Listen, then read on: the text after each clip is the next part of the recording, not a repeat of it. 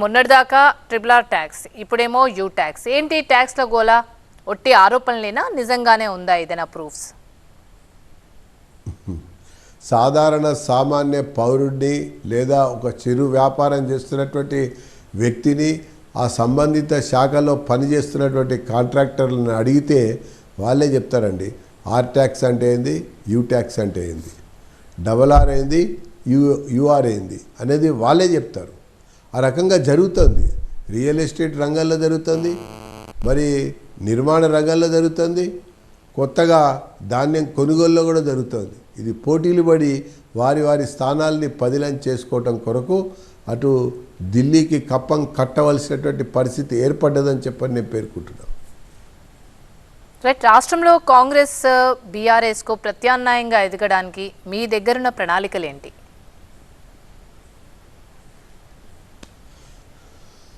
ఒక ప్రణాళికాబద్ధంగానే మేము last time ఎదుగుతూ వచ్చాం. ప్రత్యామ్నాయ నాయకత్వాన్ని కూడా చూపాం. ప్రజా పోరాటాలతో పార్టీని పటిష్టం చేశాం. తీరా సార్వత్రిక ఎన్నికలు వచ్చేటువంటి ఒక సమయంలో ప్రజల యొక్క మూడు అది కాంగ్రెస్ వైపే మరలింది. ఆ రకంగా కాంగ్రెస్ వైపే చూపింది.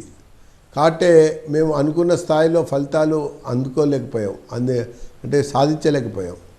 కానీ ఇప్పుడు ఈ రాష్ట్రంలో ఇక మిగిలే పార్టీలే బీజేపీ, కాంగ్రెస్. కాబట్టి బీజేపీ ఈ రాష్ట్రానికి వచ్చేసరికి కాంగ్రెస్ అధికారంలో ఉంది కాబట్టి ప్రత్యామ్నాయం అవుతుంది. కేవలం ప్రత్యామ్నాయం అంటే నాయకత్వం ప్రత్యామ్నాయం కాదు. ప్రత్యామ్నాయం అంటే కేవలం పార్టీ ప్రత్యామ్నాయం కాదు. ప్రత్యామ్నాయం అంటే ఈసారి విధానాలతో ఉండేటువంటి ప్రత్యామ్నాయం, నిర్ణయాలతో ఉండేటువంటి ఒక ప్రత్యామ్నాయం. మరి ఆ రకంగా మేము ప్రజల ముందుకు కార్యాచరణతో రాబోతున్నాం అన్నటువంటి విషయాన్ని నేను తెలియజేస్తా ఉన్నా.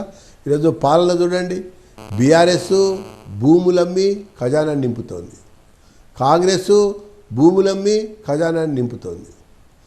బీఆర్ఎస్ మద్యాన్ని ఏరులై పారిచ్చి ఖజానాన్ని నింపింది. కాంగ్రెస్ అదే విధానాన్ని కొనసాగిస్తూ అదే పదంలో పయనిస్తుంది. ఇక పోతే హామీలు, బీఆర్ఎస్ ఆ రకంగానే హామీలు ఇచ్చి మభ్యపెట్టి పబ్బం గడుపుకుని 10 సంవత్సరాల కాలం వెలుబుచ్చింది. కాంగ్రెస్ పోటీలు పడి మరింత తక్కువ సమయంలోనే మేము అందరికీ అన్నీ చేస్తామని చెప్పని తెలియజేసి మరి వాళ్ళ యొక్క బ్రతుకు బహిరంగపరుచుకునేటువంటి స్థితి ఏర్పడ్డది. ఇది మనం చూస్తున్నాం, ఇది నడుస్తున్న చరిత్ర. ఇద్దరూ అదే పందాలో ఉన్నారన్నది ప్రజలకు అర్థమైపోయింది. ₹1,00,000 రుణమాఫీ అమలుకి 10 సంవత్సరాలు బీఆర్ఎస్లో పడితే అది కూడా పూర్తిగా ఇంకా జరగకపోతే, అరే ₹2,00,000 రుణమాఫీని వీళ్ళు 6 నెలల్లో చేస్తాము అంటే నమ్ముతారా అండి? నమ్మి మోసపోయి ఓటేసి గెలిపించారు. అమలు విషయానికి వస్తే ఖజానా ఖాళీ అయింది కదా, దివాళా తీసింది కదా, కొత్త అప్పు పుట్టే పరిస్థితి లేదు కదా. కొత్త అప్పు చేయాలంటే పాత అప్పు తీర్చడానికే అప్పు కావాలి కదా.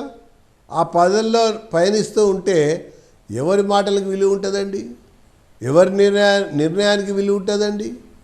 వీళ్ళు చెప్పే మాటలు కళ్ళబొల్లి మాటలే అని చెప్పని అర్థమవుతుంది. ఈ నేపథ్యం, ఈ సందర్భంలో ఈ ప్రభుత్వం 5 సంవత్సరాల పాటు కొనసాగాలి, తమ సీట్లు పదిలంగా ఉండాలి, తమ స్థానాలకి డోకా జరగకూడదు అంటే ఈ ప్రభుత్వానికి సంఖ్యాపరమైనటువంటి మద్దతు పెరగాలి.